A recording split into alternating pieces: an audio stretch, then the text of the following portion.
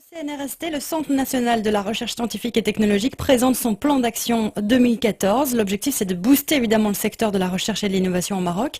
Et pour en parler, je reçois le professeur Driss Aboutajdine, le directeur du CNRST. Bonjour, monsieur Aboutajdine. Bonjour. Alors, vous comptez lancer plusieurs projets d'envergure. On ne va pas tous les citer, mais peut-être les plus importants. À commencer par cette bibliothèque Open Access qui va faciliter l'accès, comme son nom l'indique, aux publications scientifiques. Est-ce que vous pouvez nous en dire un peu plus et puis surtout l'enjeu pour les chercheurs marocains ? D'abord, le contenu du plan d'action qui est autour de 3 points essentiels. Donc, il faut assurer les missions et les services habituels. Ensuite, il faut les faire évoluer en fonction de l'environnement. Et en même temps, mettre en place des projets d'envergure qui sont exécutables sur plusieurs années. La bibliothèque, elle permet donc aux chercheurs d'accéder à l'information scientifique et technique qui est essentielle pour pouvoir, l'information mais aussi la donnée, qui sont essentielles pour faire de la recherche scientifique. Et si on regarde un petit peu l'évolution ces dernières années, la bibliothèque IMIS a été conçue il y a 30 ans dans l'esprit de mettre en place surtout des livres sous format papier. Et l'environnement a changé. Il a changé de 2 manières. Premièrement, il y a eu, si on regarde un petit peu le trajet de l'information, de la publication, le chercheur, quand il a une idée, il met à peu près 2 ans à 3 ans pour qu'elle sorte dans une revue scientifique. Et actuellement, il y a une accélération. On veut accélérer le développement de la science. Donc, on a besoin de faire accéder le chercheur à l'information sans retard le plus rapidement possible. Ça d'un côté. D'un autre côté, le prix de l'information. Il y a un certain nombre d'organismes qui ne sont pas très nombreux et qui ont pris toute l'information scientifique existante dans les revues, qui l'ont numérisée et qui ont commencé à offrir des abonnements, bien sûr payants, aux différents organismes qui s'occupent de l'information scientifique dans le monde. Et cet abonnement pour le Maroc, il représente 19 millions de dirhams annuels. Et il y a donc ce mouvement dans le monde entier pour aller de plus en plus vers l'information scientifique et technique. Et nous voudrions prendre le train. Alors comment ?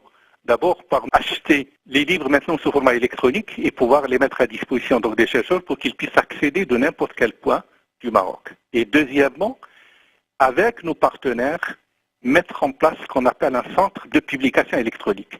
C'est-à-dire que lorsque le chercheur a une idée, qu'il rédige et qu'il obtienne des résultats, qu'il puisse les mettre en place, les mettre donc à la disposition des autres chercheurs, que ce soit marocain ou dans le monde. Est-ce que c'est facile à mettre en place ce genre de service ou est-ce que ça coûte cher ? Le prix, dans tous les cas, il est inférieur aux abonnements qui nous coûtent. À terme, nous voudrions sur un horizon de 5 à 10 ans, et c'est la volonté de nos partenaires aussi dans le monde entier, se débarrasser en quelque sorte, entre guillemets, se débarrasser des abonnements électroniques qui coûtent très cher et en même temps mettre à la disposition très rapidement des chercheurs cette information. On a l'impression que l'accès à ces informations est essentiel. Comment ça se fait qu'aujourd'hui, on n'y est pas encore ? On a accès à l'information, mais il y a un coût qui est actuellement exorbitant et en même temps il y a un retard. Et c'est ça le défaut du système actuel. Il y a un retard parce que, comme je l'ai dit, entre le moment où l'idée germe et le moment où elle devient accessible à l'ensemble des chercheurs, il peut se passer entre 2 ans et 3 ans. Et on est dans une phase où on veut accélérer tout ce qui est développement scientifique et technologique. Et le deuxième des avantages, c'est qu'elle coûte cher. Je vous ai dit que l'abonnement aux revues électroniques coûte pour le Maroc 19,5 millions de dirhams. Alors on va parler, M. Aboutajdine, d'un autre projet important du CNRST, c'est la mise à niveau des plateformes d'analyse. Donc, pour un petit peu expliquer aux auditeurs, c'est par exemple des laboratoires, des lieux où on pourra analyser toutes les données des scientifiques. Alors pour vous, il est plus que temps d'ouvrir des antennes régionales, hein. Tout à fait. Dans ce projet, il y a 2 aspects. Il y a, pour mieux répondre aux besoins des chercheurs, il y a une mise à niveau des équipements de ces plateformes d'analyse. Donc ce sont des laboratoires qui permettent aux Marocains d'envoyer leurs produits et de recevoir ou de venir les accompagner et faire les analyses au niveau du CNRST. Pourquoi ? Parce que les équipements coûtent très très cher et qu'on ne peut pas se permettre, notre pays ne peut pas se permettre d'avoir des équipements très lourds, mais en même temps, il faut aussi créer des antennes régionales pour les équipements qui ne sont pas excessivement chers et pour lesquels les analyses sont fréquentes, c'est-à-dire qu'il y a une demande plus importante. Alors, quelle est la difficulté pour ce genre de plateforme ? C'est que la maintenance, assurer leur maintenance, assurer leur provisionnement, les dimensionner demande un savoir-faire qui est maintenant disponible au CNRST et il veut faire bénéficier les autres universités en travaillant avec elles, en créant des antennes régionales. En quelque sorte, les équipements les plus chers et les plus lourds et dans des analyses qui ne sont pas fréquentes resteront au CNRST et les équipements qui sont un peu moins chers et pour lesquels donc on demande fréquemment des analyses se mettront dans des régions et resteront dans un réseau qui sera co-géré par le CNRST et les universités. Mais Monsieur Aboutagine, est-ce que vous avez le budget nécessaire pour mettre en place ces projets? Malheureusement, non.